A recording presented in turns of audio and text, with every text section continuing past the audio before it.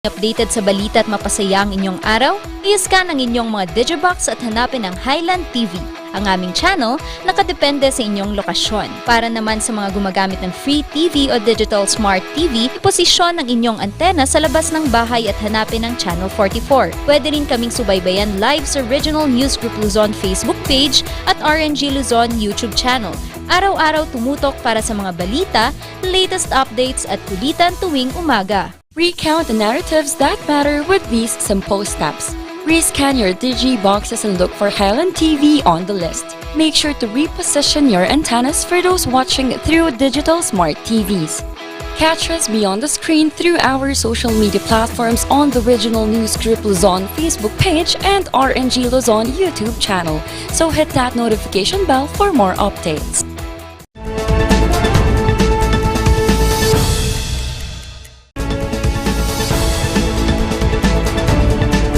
Narito na ang mga nagpapagang balita.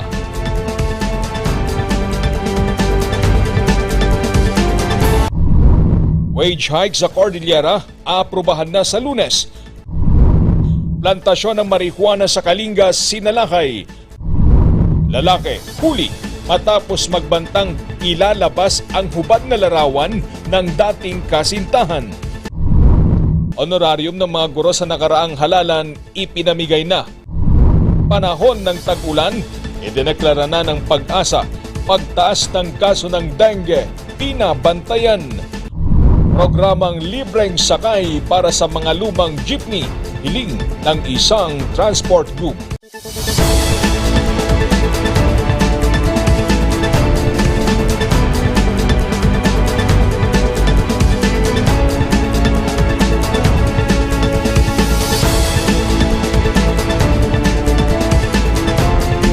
Mula sa Highland TV News Center Baguio, ito ang Luzon Headlines.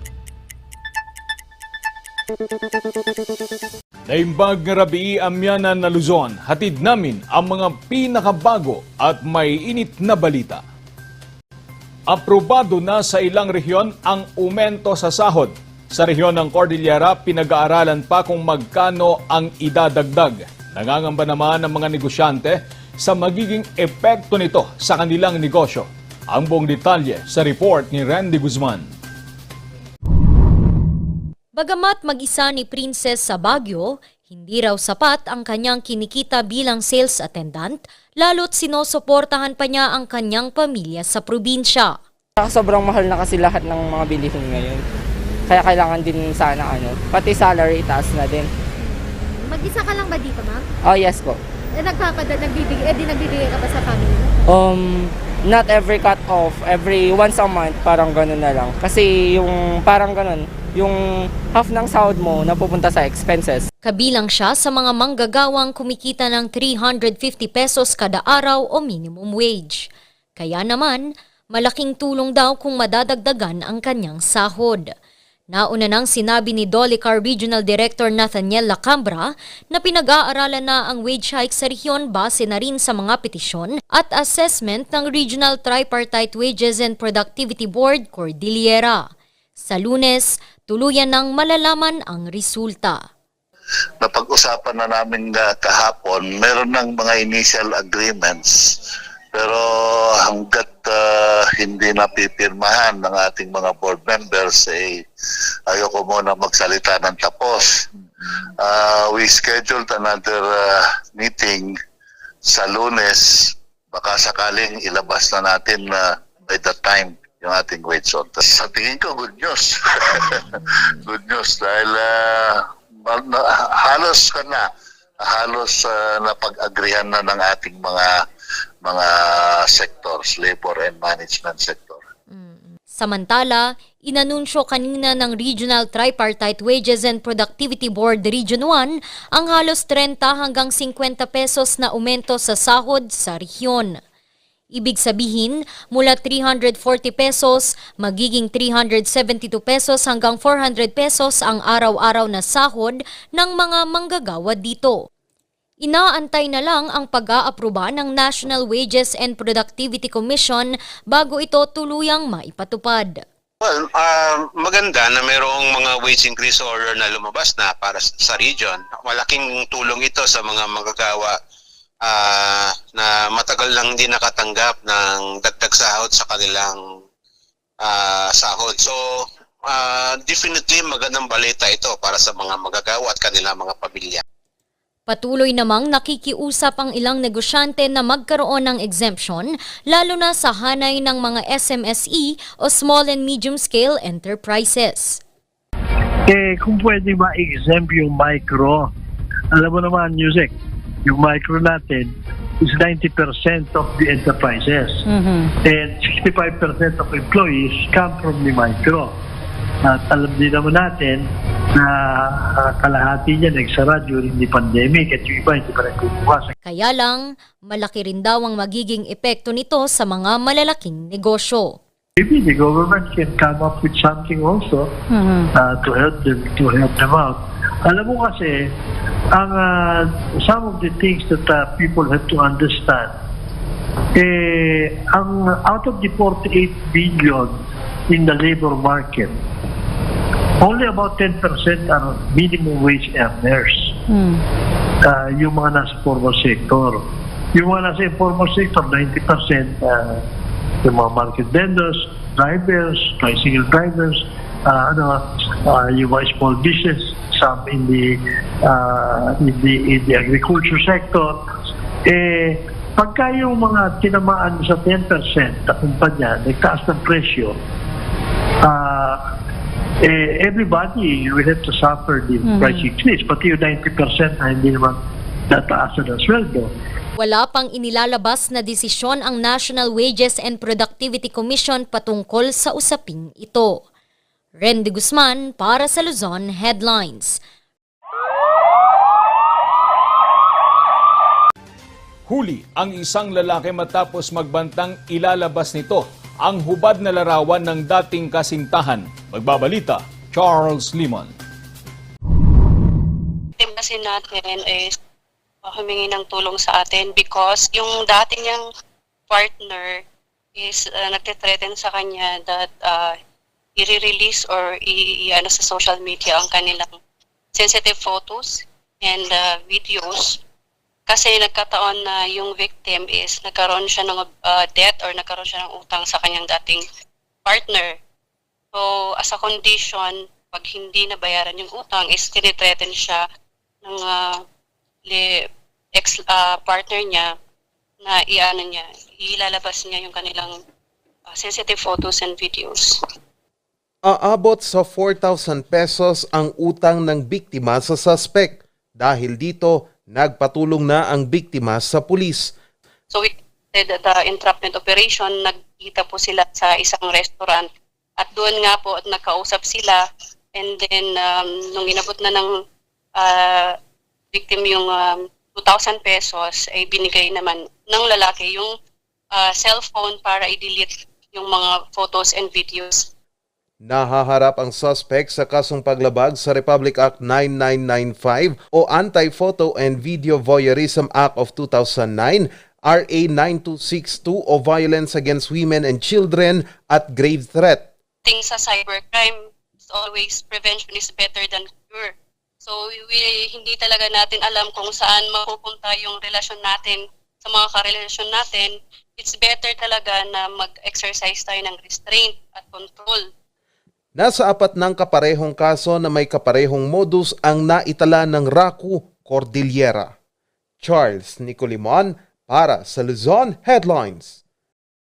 Samantala, sinalangkay ng PNP Drug Enforcement Group ang plantasyon ng marijuana sa Tinglayan, Kalinga. Higit 2 milyong pisong halaga ng nasabing iligal na pananim ang sinunog. Magbabalita, Randy Guzman.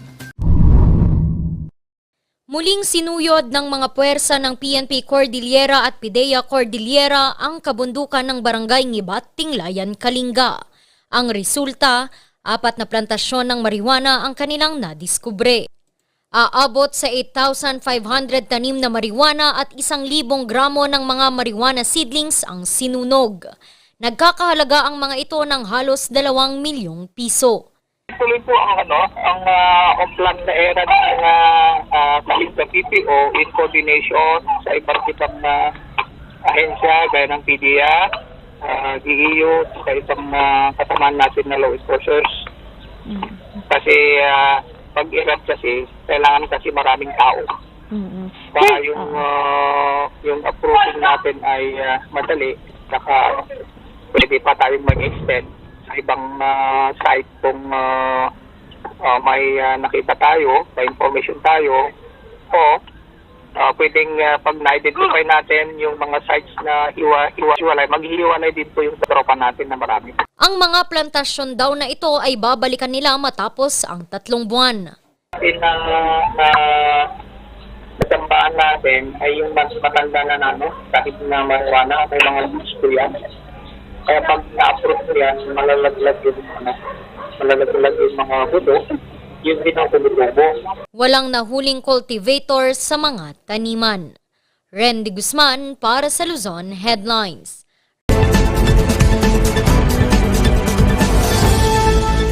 Palagi nating nakikita sa TV yung Oplan Galugad ng National Penitentiary or yung Bilibid Prison.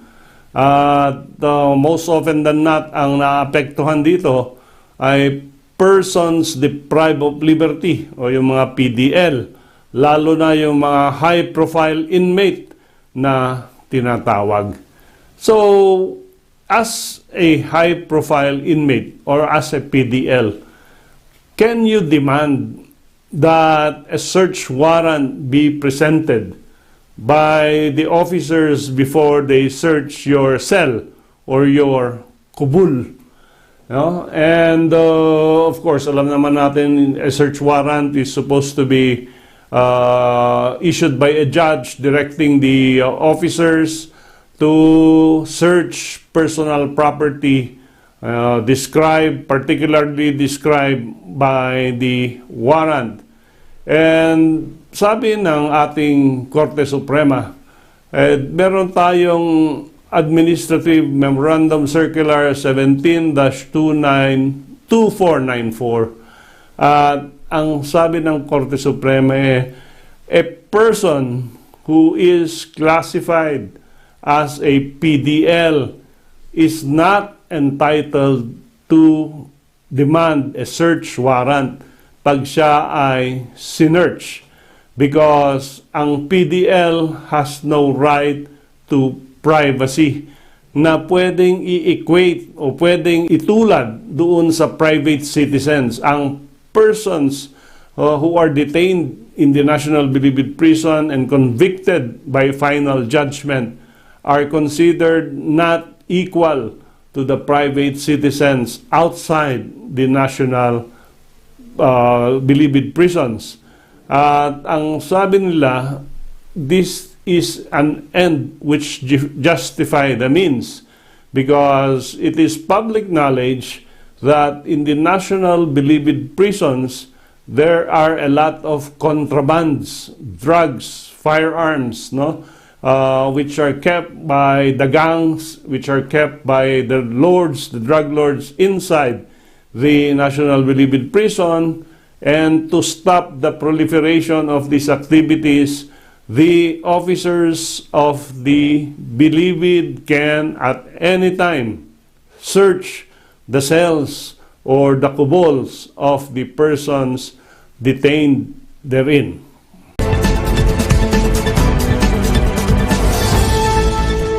Ang bahaging ito ay hatid sa inyo ng Pines Estate and Gaming Corporation. Susunod, panahon ng tag-ulan, idineklara na ng Pag-asa pagtaas ng kaso ng dengue, pinabantayan.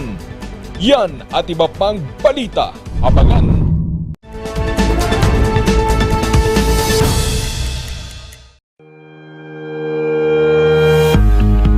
The Baguio Country Club, the first and only 5-star mountain resort in the Philippines, is fully equipped and ready to welcome you back. The club has thoroughly worked on adapting to the new normal. The usage of any of the facilities and amenities of the club is governed with specific rules, regulations, and procedures in accordance to the medical, physical distancing, and disinfecting protocols.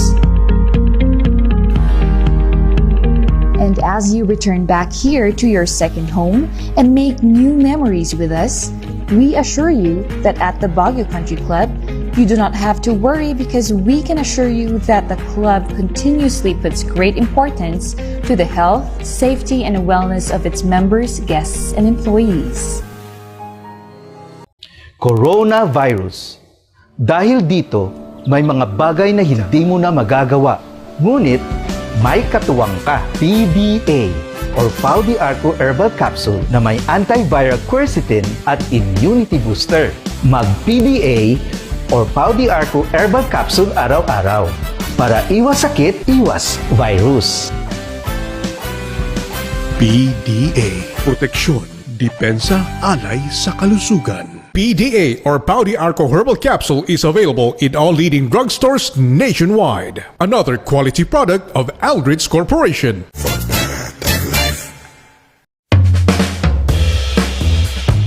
Yes! Ayos to! Ayos to!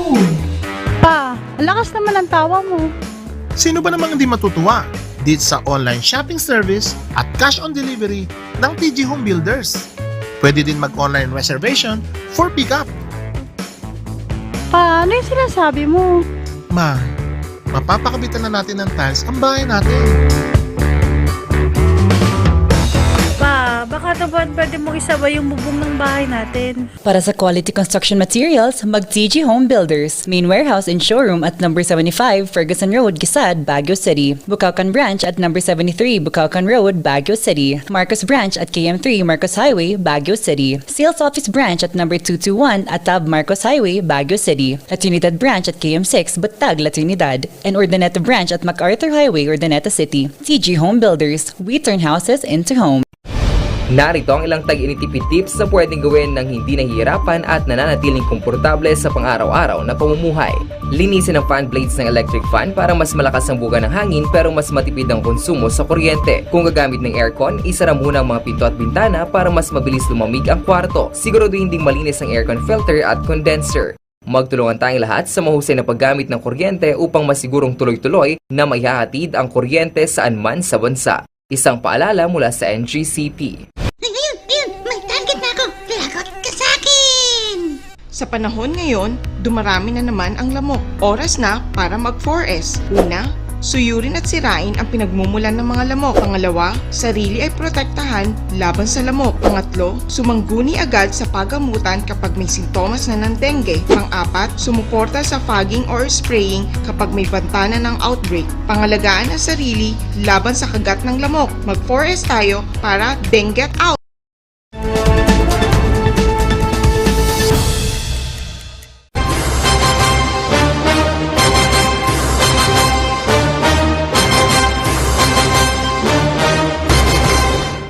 Nagsimula na ang pamamahagi ng COMELEC Cordillera ng honorarium sa mga gurong nagsilbi noong halalan. Magbabalita, Charles Limon. Pang date idol. At least additional bat. Sulit daw ang pagod ni Teacher Arlene bilang call clerk noong halalan. Aabot sa 7,200 pesos ang natanggap niyang honorarium. Before 5 a.m. sa madaling araw, nandoon na kami. Tapos natapos kami sa gabi, 11 o'clock or 12. Pinasa namin yung mga paraphernalias dito at saka doon sa engineer's office. Natapos kami past 1 na a.m. Ganun yung pagod. Anya, mas maayos ngayon ang pamamahagi ng COMELEC ng kanilang honorarium. At least ngayon, okay po yung pagkuha ng honorarium. At mayroon siyang social distancing, tapos may schedule talaga. Ngayon, ang schedule namin is for full clerk lang. So, full clerk lang talaga ang pupunta. Accessible po at saka madali. Hindi katulad nung previous na talagang hanggang sa labas. Isa lang si Teacher Arlene sa libu-libong mga guro na makakatanggap ng honorarium matapos ang halalan. Ayon sa COMELEC, ginagawa nila ang lahat upang mabilis itong maipamahagi. Nag-umpisa kami nung Tuesday. May schedule at by cluster. Tatapusin namin hanggang bukas. Bali 4 days dahil may 1,000 teachers at mga support staff ang nag-serve nung elections. Kaya we are accommodating 273 per day. Ganon. Kaya yung mga hindi makakakuha ng honorarium nila ng Tuesday to Friday, pwede silang bumalik ng Sabado. Kumpara noong nakarang taon, mas malaki ang matatanggap na honorarium ng mga guro ngayong halalan. Aabot ito ng 9,000 pesos para sa mga poll clerk, ngunit mababawasan ng 1,800 dahil sa buwis. Kasi nagdagdag sila ng mga COVID allowance at mga iba pang dinagdag. Kasi dali 8,000 noon yung sweldo ng chairman, naging 10,000 na ngayon. Yung mga 7,000 naging 9,000. Parang 2,000 ang nadagdag sa bawat teacher o electoral board na nag-serve. Ang mga gurong nag-overtime dahil sa pagpalya ng VCM o kaya'y nagkaroon ng problema nung halalan ay mabibigyan ng karagdagang bayad. Oo, okay naman yung payout natin, nangyayari na siya all over sa region natin. Yung mga teachers, tinatawag na ng ating mga election officers for the honoraria as promised to them na after they finish all the reports, the honoraria will be given right away. And that is what's happening. Payo ng COMELEC, dapat sundin ng mga guro ang mga itinakdang schedule sa payout. Charles Nicolimon para sa Luzon Headlines. Idineklara na ng Pag-asa ang pagpasok ng tag-ulan sa bansa. Kaakibat nito ay ang pangambang pagtaas ng kaso ng dengue sa rehiyon ng Cordillera. Magbabalita, Charles Limon. Kasunod ng naranasang pag-uulan nitong mga nagdaang araw, idineklara na ng Pag-asa ang panahon ng tag-ulan.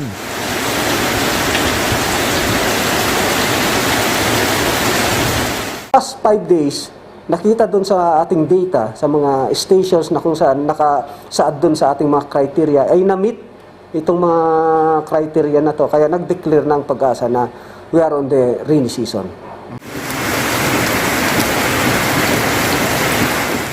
Kaya naman, asahan na muli ang pag-uulang dala ng habagat sa mga susunod na buwan. Dagdag pa ng Pag-asa, hindi pa direktang ramdam ngayon ang tag-ulan sa Northern Luzon.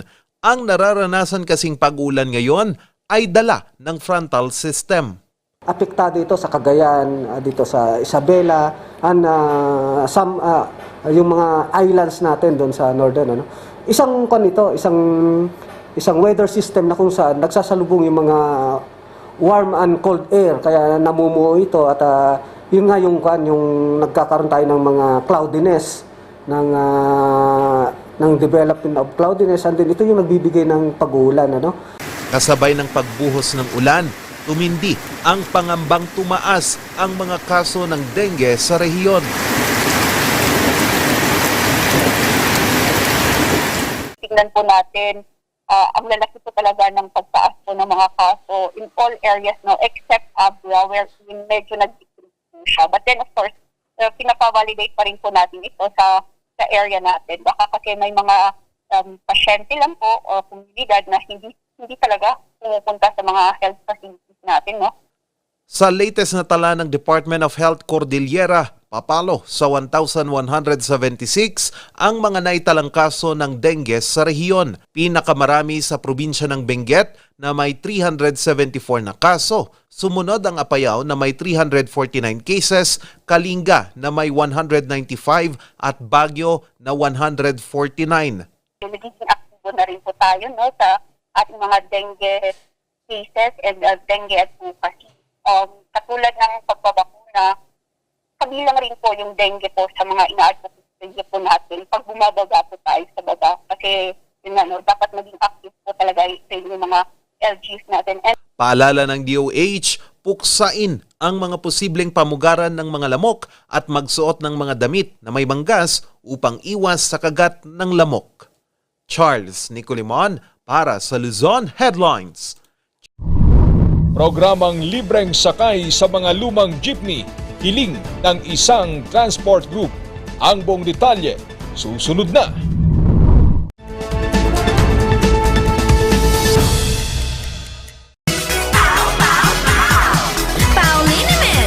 Masakit ba ang likod, ang kasu-kasuan? Namimitig o masakit ang iyong kalamnan? May rayuma, arthritis o nahihilo? May stiff neck, flatulence o masakit ang ulo? Sa Pauliniment, ginhaway, garantisado. Pauliniment, isang pahid ka lang. Dahil walang out sa Pau! Sa milk tea ng batang 90s, tara't atin ang itrahay. Ang batang 90s milk tea, di ka magsisisi, promise. Sa milk tea ng batang 90s. Mazar Music offers a complete line of musical instruments.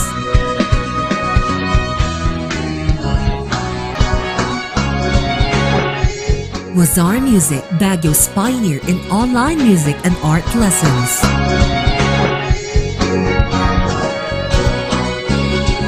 Mazar Music, bringing music closer to your hearts.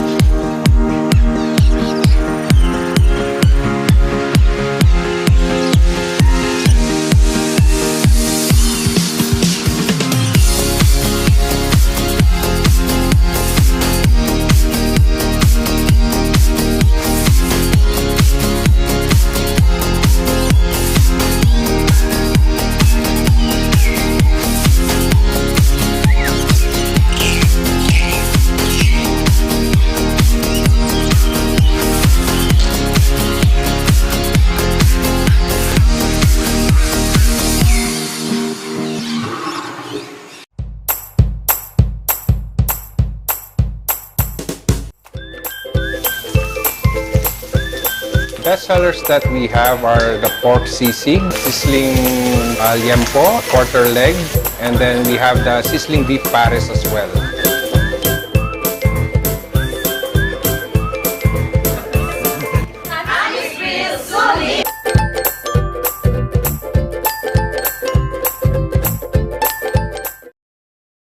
Ang maagang konsultasyon ay mahalaga sa pagpuksa ng sakit na dengue. Ngunit, ang tanong ng sambayanan, sapat nga ba ito? Masigasig, maliksi, protektado at mapagmatyag, yan ang dapat mong taglayin. Hanapin ang pinagpupugaran at wasakin ito. Hello? Nahanap ko na po yung nungga. Kailangan ko na po kayo. Sige po, Master. Suportahan ng fogging at spray. Katapusan mo na, mosquito man.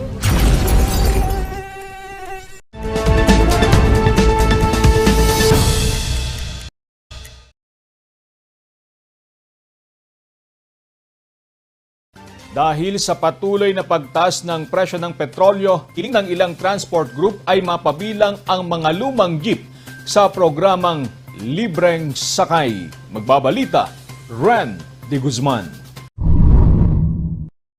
Dahil sa taas ng presyo ng produktong petrolyo, wala na sanang balak mamasada si David. Hindi sana kami bibiyahe ngayon sa ganitong lagay. Hindi kami kumikita rito para lang mabuhay ang kwan namin dito ngayon. Naghain ng petisyon noong Marso ang Baguio Benguet Jeepney Transport Federation sa LTFRB car para gawing 12 pesos ang pamasahe sa jeep. Sinabmit namin yung letter namin, central office pa daw sa yung manggagaling yung decision. Sabi naman namin, ba't sa central office, hindi naman mahihiring yan. Kasi automatiko dapat yan. Pag tumaas yung kodo, ipa-implement na sana yan. Tapos pagbababa, ibaba ulit yung pasahe. Parang ganun. Sakaling tumaas ang pamasahe, dagdag pasakit ito sa mga estudyante gaya ni Cassandra. Dadalas na raw kasi ang pagsakay niya ng jeep dahil sa nalalapit na face-to-face classes. Yung hindi masyadong mataas yung ang tawag dun, yung baon po nila. Tapos mababawasan pa po ng 12 pesos. Kung hindi maaprubahan ang pagtaas ng pamasahe, hiling ng ilang transport group ay ang mapasama sa programang Libreng Sakay. Dito'y binabayaran ng LTFRB ang bawat kilometer run ng mga jeep na kasama sa programa kapalit ng pagbibigay ng libreng sakay sa mga pasahero. Kasi malaking katulungan yan sa amin, ma'am, sa mga traditional jeepneys. Kasi actually, ma'am, dyan sana namin kukunin yung yung pang down payment namin sa mga modernized na mga yan. Sa isang text message, sinabi ni LTFRB Car Regional Director Lalaine Sobremonte na susubukan nilang mapagbigyan ng kahilingan, kaya lang ay mga modernized jeeps ang prioridad ng programa. Randy Guzman para sa Luzon Headlines. At yan ang mga balitang nakalap ngayong araw. Maraming salamat at muli, magandang gabi po sa ating lahat.